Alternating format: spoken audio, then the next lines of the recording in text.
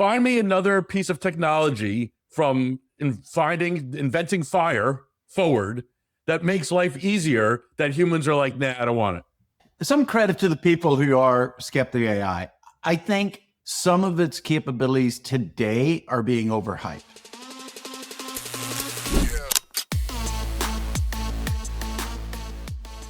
Welcome back to another edition of the Business of Betting podcast. I am your host, Jeff Edelstein, senior analyst at InGame.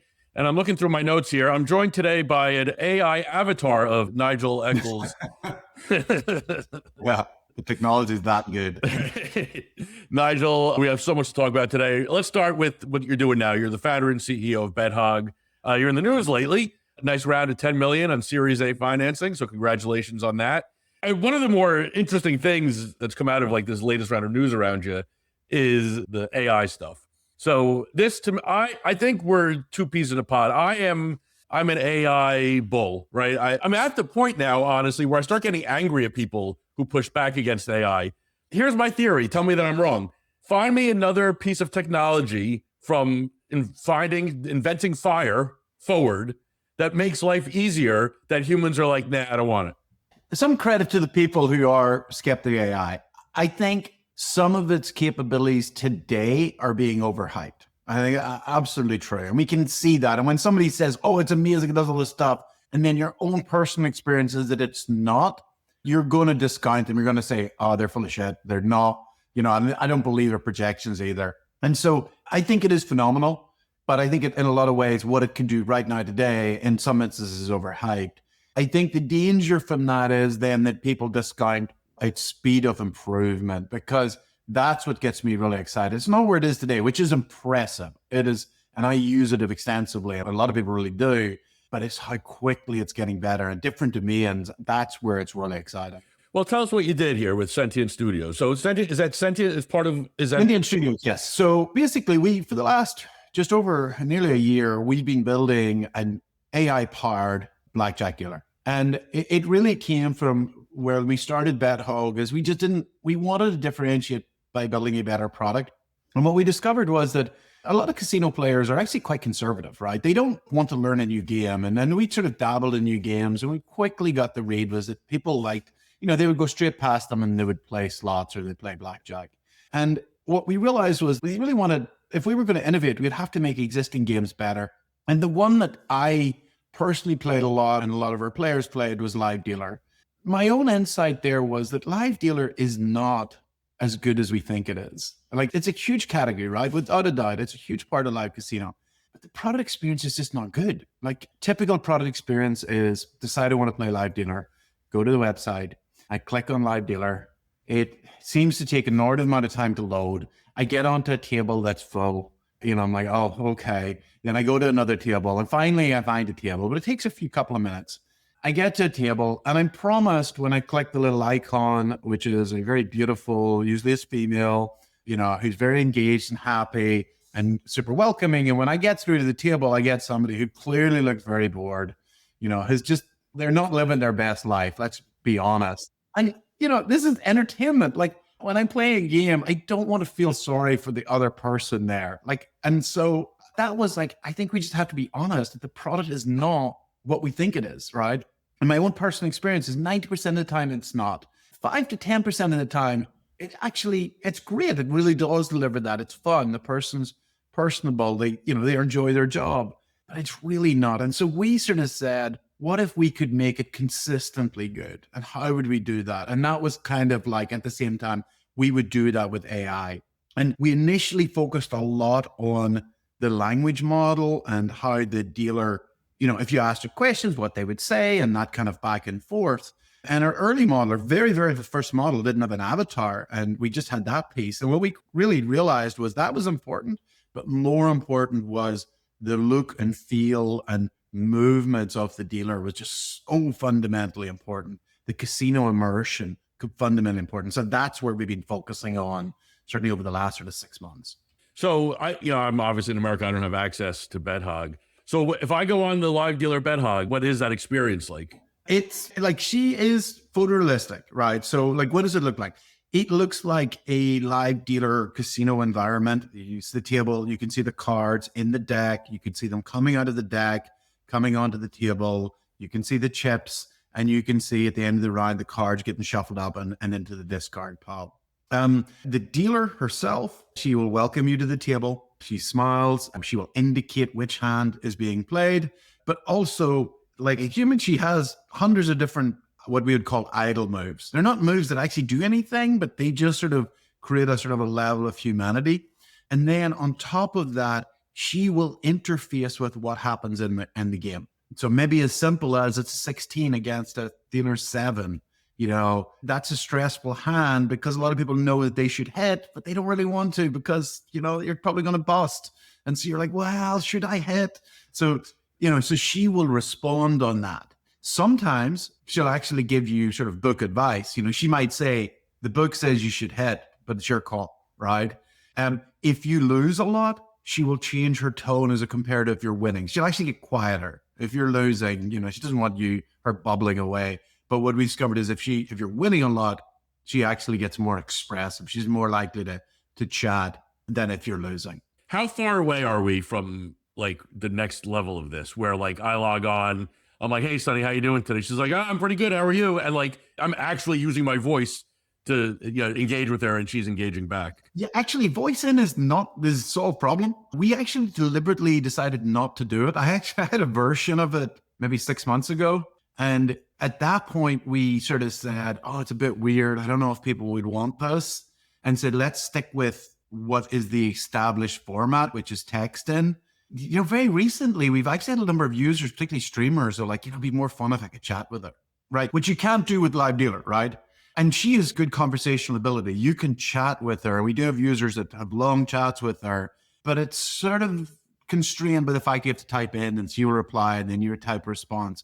And so we can do that in the next couple of weeks if we wanted, and I actually think we might go to there, even though that it's weird because you can play preview on like Evolution and Pragmatic, but you can't chat with the dealer. But here we could, you know, we could just switch it on and we could make it happen. Yeah, I mean, I want to see, like, to me, I think the voice is really the next big leap in all this. Because, like, even like sites like, like, let's say I want to like place a bet. So I want to be able to go on to whatever research site I use and be like, listen, I'm looking, I think, Joe Smith is good, for 100 yards rushing today. Find me the best odds. And what can I parlay that with? Like, what makes sense? I wanted to have that back and forth. I think it's getting there. It's just not there yet. I totally agree. And that is very doable. I think we're going to have to completely rethink interfaces because at the moment, like a sportsbook interface is kind of like a spreadsheet. You have to like kind of go all around the spreadsheet. But really what I want is, like, hey, what are the big games today? What do you think of such and such? What's their form been like? Have the conversation. I can do that with Gemini and ChatGPT, but what I need to do is then plug that into the sports book and the sports data that I can actually have a knowledgeable conversation. And so that's doable. We do have her integrated with the site chat. So on site chat down the side, again, it's text-based. You can then at her for a comment and she will reply because we've actually created her personality and she replies within her character. So this is, we're ready there. Yeah, at the risk of going completely like, deep and down the AI wormhole here. I mean, the avatar for Sunny is her name, I believe. As you said, she's an attractive woman. How much A/B testing did you do to get to land on her? Before we launched, I think we maybe had about 8 different candidates. She initially was not the favorite one. I'm trying to remember the one that we did. She won us all over, right? Because she was, she was optimistic. Like the whole name, she's Sunny, right? She was kind of like very warm. And we sort of thought, for somebody that's maybe like an AI, like maybe we want something that's sort of welcoming. For our V1, we also launched a second dealer called Maria. And Maria, we decided to go with like the polar opposite. So like Maria has tattoos and I think she's Colombian and she's very feisty and she will happily roast you and she will, if you have a bad loss, she'll think it's hilarious. So that was the A/B we did. Interestingly, we tested with consumers and I love Maria. I think she's really hilarious. Like we found that probably 80 to 90% of users thought she was awful. But the 10 to 20% who liked her loved her. They thought she was hilarious. So I think we picked the right one for our launch one with Sunny. But yeah, we do want to have other dealers with like really sort of strong personalities that, what do you like? What do you want? It's funny, I mean, this is outside of the scope of gambling, but how quickly it is we're having this conversation referring to it as she, and with the person, From very early on, I guess you anthropomorphize, but it would feel very weird for me to call her it. It doesn't feel right. It feels like sort of like someone we work with. We've talked before. I've interviewed you previously about this, but I want to get it on the air here. Obviously, when you created FanDuel, this was well before, sports betting was legal here. And an easy comparison to make was the fight that you went through and Jason Robbins and crew went through to legalize. Is it a correct comparison to make with prediction markets today, or are there parts of it? Their situation is very different, and how we approach the path and legitimacy has been very different. It's not a criticism of the way they're doing it today, but the path to legitimacy for FanDuel and DraftKings was go through state legislation. We changed laws, clarified laws, and got laws passed in 22 states in 2 years, which is like record breaking. Whereas with prediction markets, the fight there is, well, we don't care what the states think. It doesn't matter how many of them sue us because we believe we're legal at a federal level under the CFTC. And therefore, the only people that matter are the courts. And so they are going a sort of what looks like a much more aggressive approach. And they're like, we're not trying to win friends. We're trying to we want to win in court. And a little bit, we don't really care about public perception, which is a more aggressive approach, not how we did it. And we'll see, how effective or whether it'll be successful. It's certainly not outside of the realm of possibility that they end up literally in the same position you were if the Supreme Court rules and says, yeah, well, you're legal, but it's a state's decision, not a federal decision. Look, ultimately, I think it'll be fairly binary. The Supreme Court can either say, yes, it's a swap, it's a derivative, so it's under the CFTC, the states can't do anything. Obviously, that would be massive for the prediction market industry. Or they could say, no, like whenever the CEA was passed, it was never considered this would include things like sports betting. And therefore, it is not a derivative and it's really a state's, regulate. Now, that would see Kalshi lose 90% of his revenue overnight. And so, yeah, it's a pretty big decision. Was there ever, you've started a bunch of businesses over the years, and I know you kind of were in the prediction market business like 15 years ago, right? Yeah. No, actually, it's funny.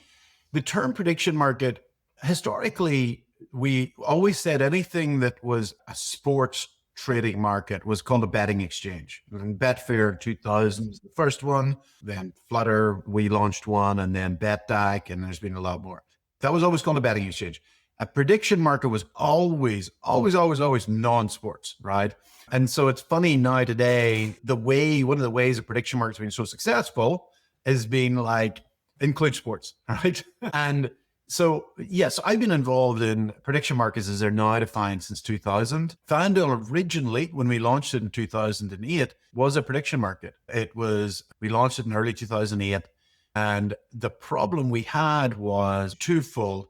One was we weren't focused on sports. We did very well during 2008 elections. Then interest kind of dropped off. And then secondly was we couldn't do payments. This is before Bitcoin. We just, we didn't really have a path. And from a legal perspective, it looked like gambling. And so we pivoted and became FanDuel. So I am a huge fan of prediction markets, and I've been for a very long time.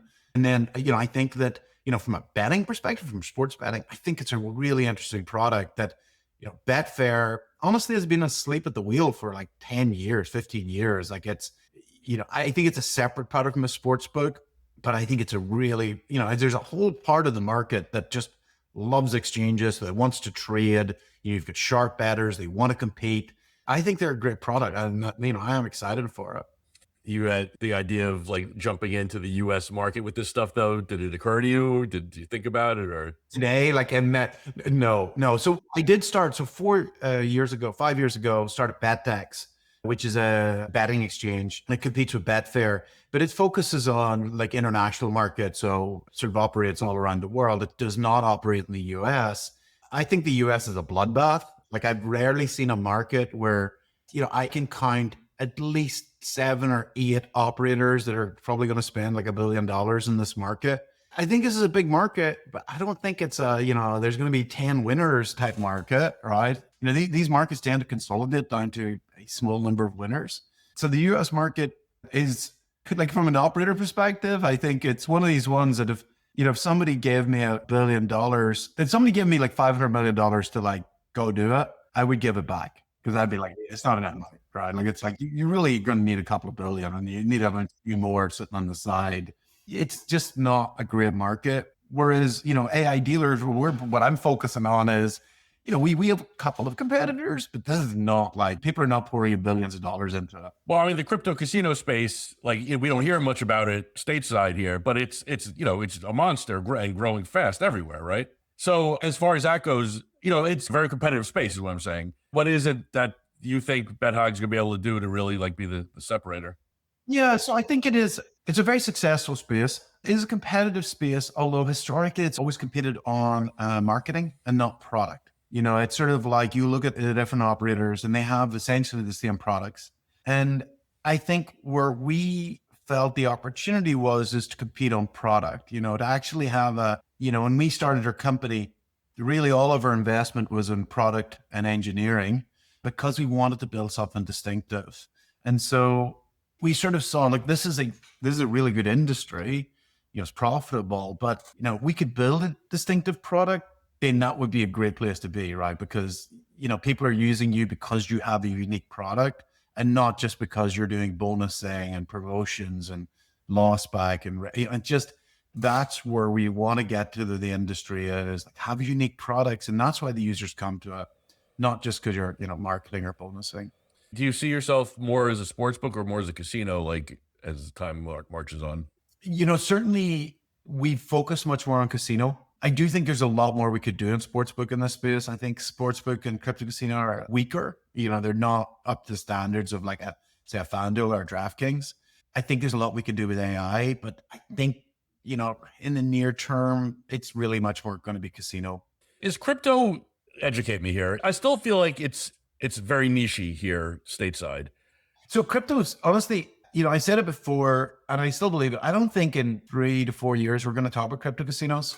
We're just going to talk about casinos because everyone will take crypto payments. I think that's what it is today. Now, there's a great hope that it can be a lot more. We're not seeing any of that today. Like, a lot of the experiments and sort of decentralized casinos or smart contracts have kind of they haven't really paid off.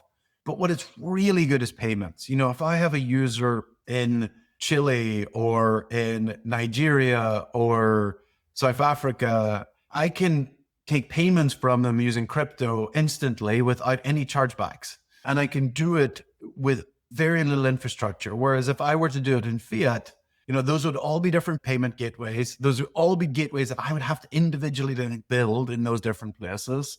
I would have to pay a large chunk of it into the payment operators, and I would run the risk of chargebacks. So that is where crypto, I just think, can be transformational. Like, just to give you an example of how bad the payments industry is, if we take DraftKings, I think last year they reported that payments accounted for 15% of their revenue. Now, this is a regulated operator onshore in the US that's giving, 15% of their revenue is going to credit cards and the like that really don't provide any value. All they do is like move money from here to there. We can do that in crypto at zero cost. And so that's why I think it's really exciting. But I do think a lot of the other stuff around crypto has sort of confused people who say, oh, it's crypto is this kind of wild west. It's payments. It's really just payments. Yeah, it is. I mean, but like, I'm not an investor in any crypto, but like, I watch it and it's like, man, like the whipsaw sometimes can, Yeah, the token side has been really interesting. We're definitely in a bear market there, like where people have sort of written off should we be investing in tokens at the moment? I think it'll come back. I don't know when it'll come back. And there's some really smart entrepreneurs who are working on some of that other stuff. It's very volatile. It is very because it goes from complete pessimism, which we're kind of nearing right now, to like mania, right? And so it's very, very difficult to price. And in actual fact, so we take about 12 different cryptocurrencies. I think maybe it's 14. 80% of our volume is stablecoin. So it's USDT, USDC, always a dollar. So we don't actually even have any currency risk. That's what people like playing in. They just, and so and it's great for that. People can go get it. They can go play wherever they want. They can withdraw, and it never changes in value. Let's put crypto up against the United States market, right? You said how crypto makes it easier, to run the business. You said how saturated and expensive the U.S. market is. I wave a magic wand. Crypto is now legal for, funding your wallets in America. Would you jump into America, or is it too much right now? We probably wouldn't. I don't think as a consumer product. I think the market it's very late on. I think as an entrepreneur, it's very important to look at product markets before they've developed. You can't compete. You can't compete as an early stage company against sort of behemoths that are deploying billions of dollars. I've got a slightly better product, but you've $1 billion. The company with $1 billion wins. What you need to do is what we did with FanDuel is build a company and build a market before that market even exists. So in 2018, when sports betting became legalized in the US, FanDuel was just an incredible position. It had this user base, it had the brand, it had a team. And that's how I built a sort of dominance today. AI dealer as a market doesn't exist, right? There's, if it exists, it's I think we're the only one that's operational today. Now, my belief is that in 3 to 5 years, that 80% of the live dealer market will be AI dealers. If I'm right, then this is an incredible business. Wouldn't want to enter that market then. I would want to, I as an entrepreneur, what I want to do is I want to do it now and take that risk to say, it could be totally wrong, right? And I think some of our competitors that, say do live dealer, they're going to go, we don't think this is going to work, right? Technology is not there. People want to, they'll say, oh, people trust real cards. Or they'll say, people want that emotional connection with a live dealer. And so I'm great. You guys keep thinking that, and I'll keep building that, and we're going to have a bet. And I think I'm right. I might be wrong, but I think I'm right. And I'm willing to bet, the 16 million that we have raised, if I'm right. And if I'm right, it means that I have this sort of massive head start in this market. But at the same time, if Caesars comes knocking on your door tomorrow and says, we want to license your live dealer AI stuff. So that was the purpose of the launch of Sentient Studios. So we want to become a provider of this technology, because originally we were building it just internally for BetHog. And we looked at it and said, crypto casino is pretty big. And it's okay with a $10 billion market, but it's maybe 10 to 15% of the total market.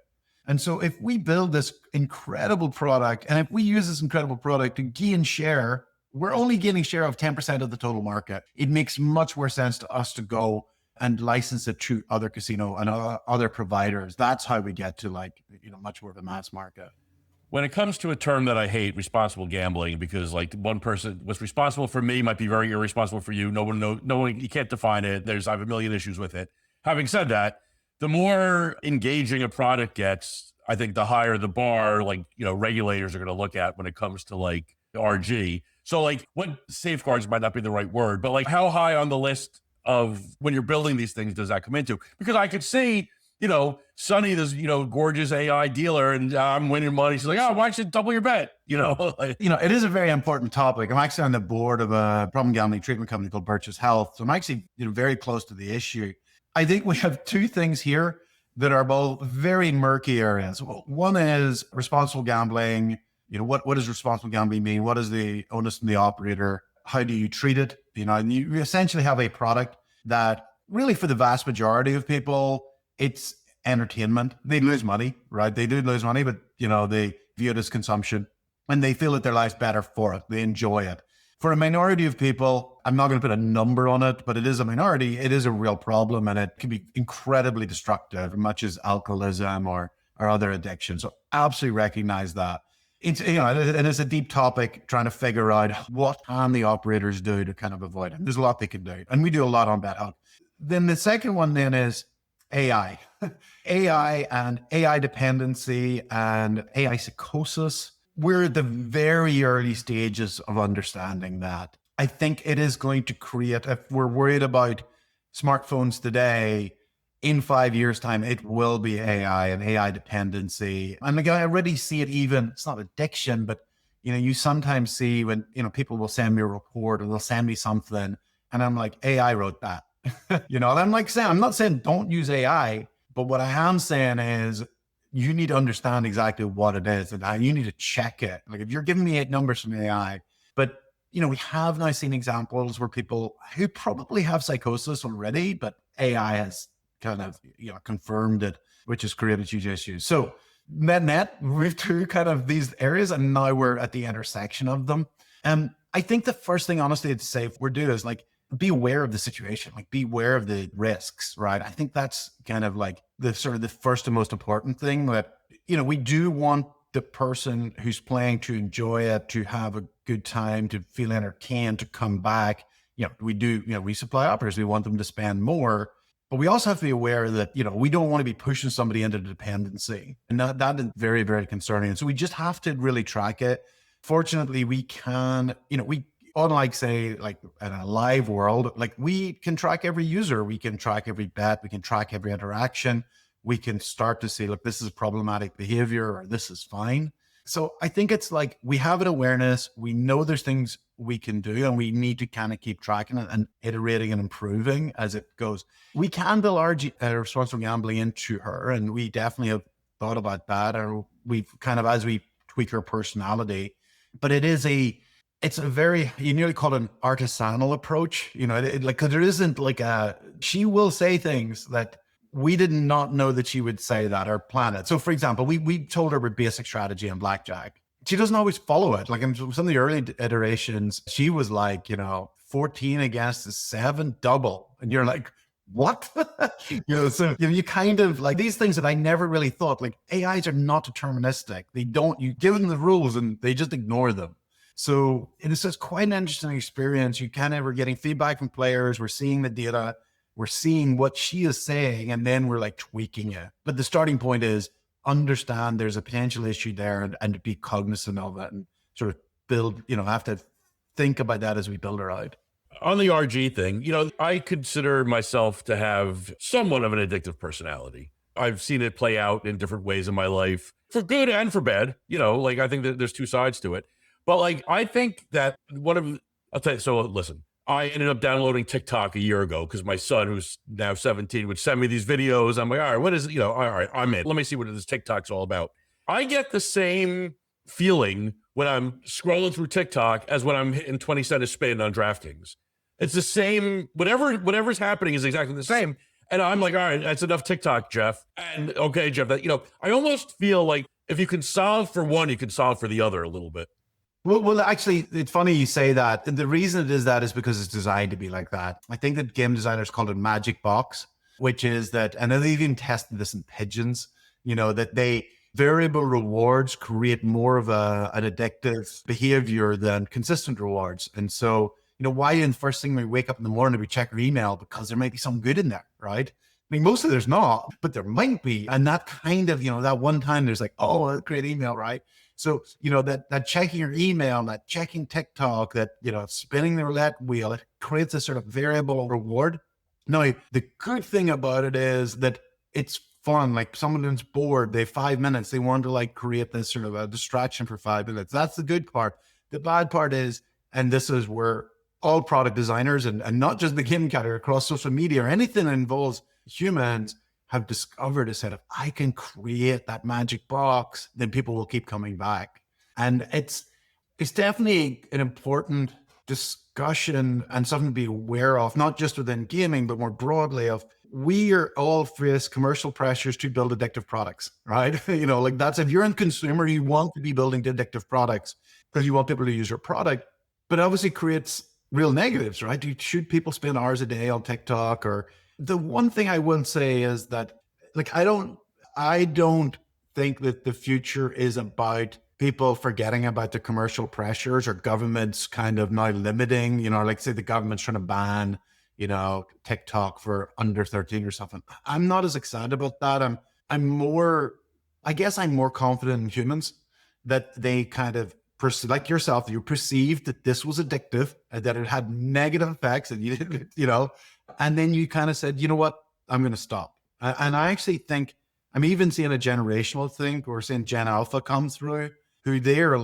coming through. They see Gen Z addicted to their phones or addicted to whatever. And they're like, I don't want to be like that. And I think we're going to see a little bit of a pushback. They don't want dumb phones. They want, to funnily enough, CDs are making a comeback because people want to have a content. And it's crazy. You go in there, see all the CDs yourself. I just bought my 12-year-old a stereo. That's what she wanted. Yep. My daughter's exactly the same. And it's like they want to be conscious about what they listen to. They don't want an algorithm deciding it for them. And I'm like, this is great. To me, it's like a belief in humanity is stronger than, product designers. I think product designers will always try and try to create that addictive loop.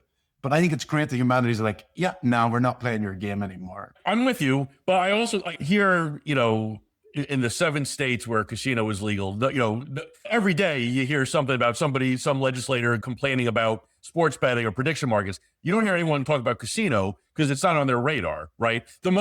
P.S., the moment New York legalizes, it's on the radar very quickly.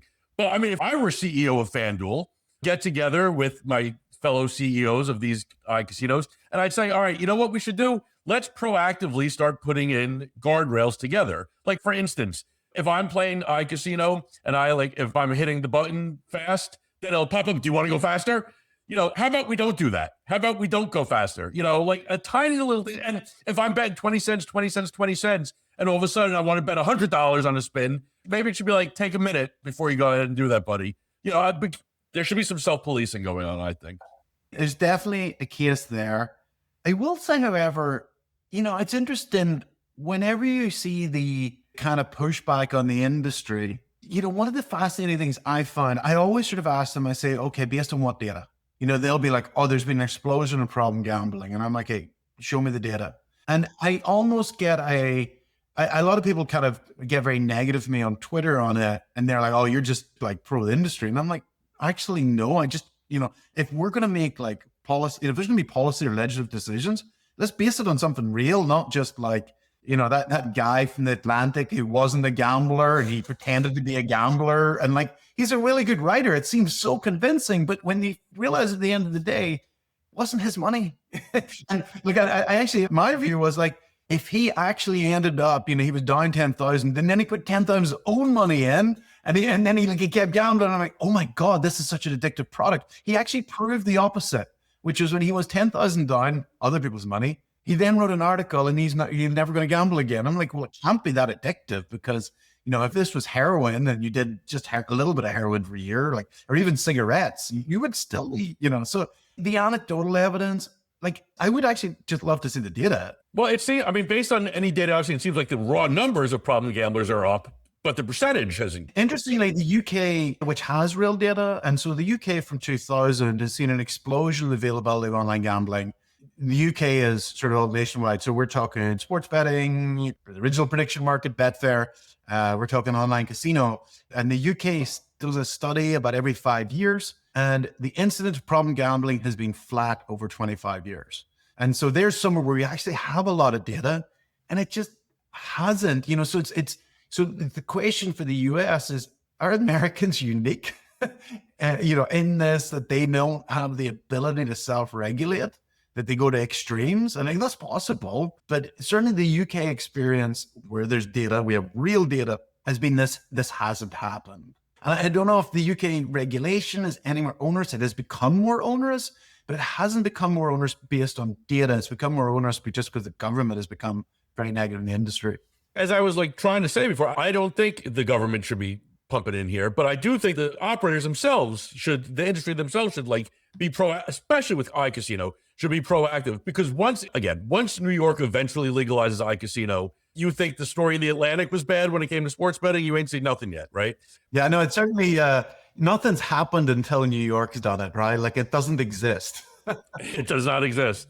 Doesn't exist until New York. It's funny because the New York media, it's the New York media. We saw it with sports betting. It's until New York, had sports betting. Sports betting was this kind of nebulous thing happening in New Jersey. And as soon as New York had it, it was like everyone could sports betting. It's New York. That's, there's this story, that goes around, which I think is pretty much true. I don't know how much it happens anymore, but aspiring writers and editors used to congregate at the Starbucks in Montclair, New Jersey, because that was the number one bedroom community for the New York editorial elite. And they would just be there to hand out resumes, because if you need to be in New York, otherwise your voice just isn't getting heard. It's just that simple. Real quick, let's go back in time. I remember distinctly where I was when I found out that FanDuel was legit. This is people where were you when Kennedy was shot?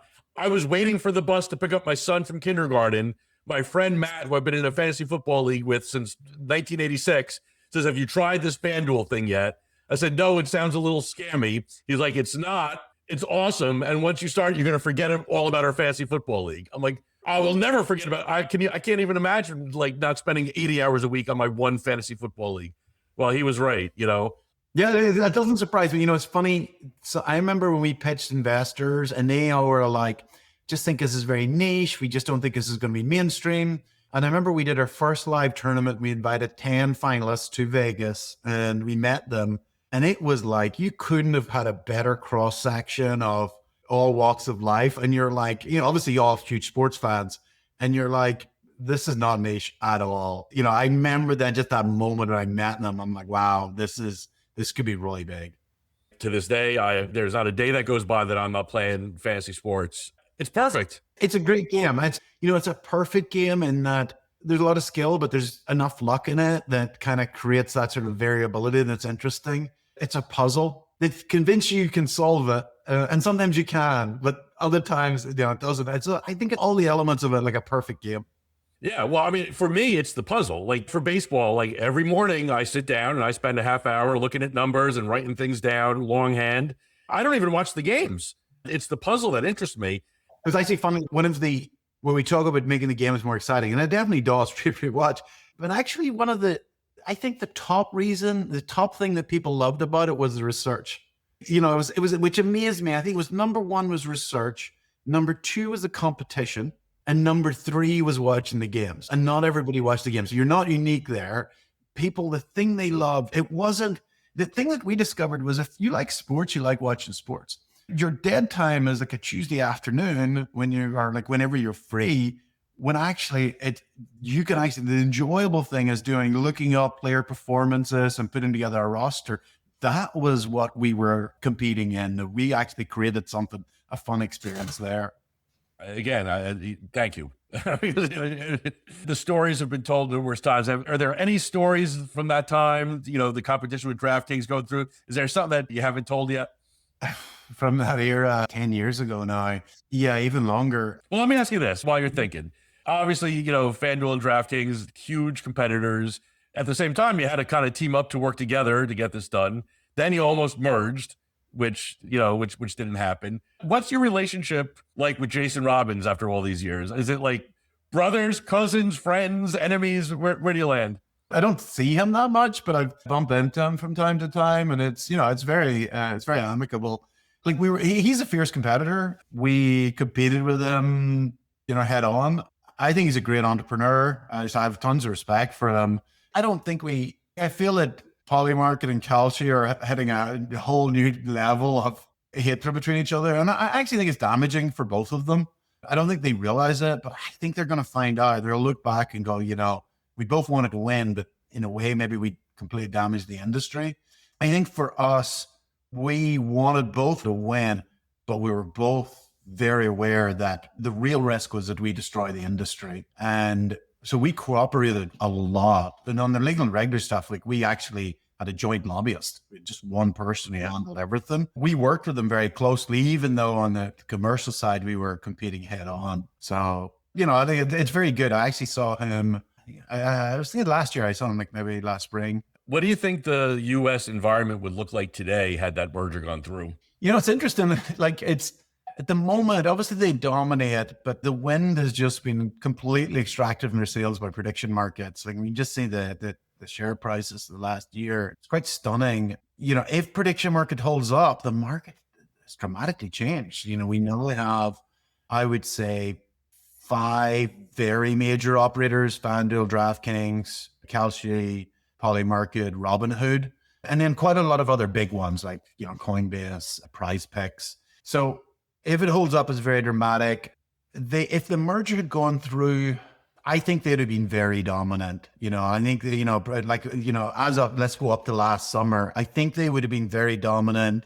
MGM executed really well. I don't really see anybody else who would have done better if they were one company. I think they would have been very, very dominant because they just, if you just think about back in 2018, this huge advantage they have, which was they had the brand, the customer database, and the team ready to go. Like I remember when Adam was spinning up BetMGM, like he didn't have a team. He was trying to get people in from the UK, but they didn't have like, work visas, and they had the MGM brand, but it's just not really that associated with sports betting. It was a startup and they had to like accelerate rapidly. Whereas FanDuel and DraftKings are ready to go. And that's why they jointly have 75%, 80% market share.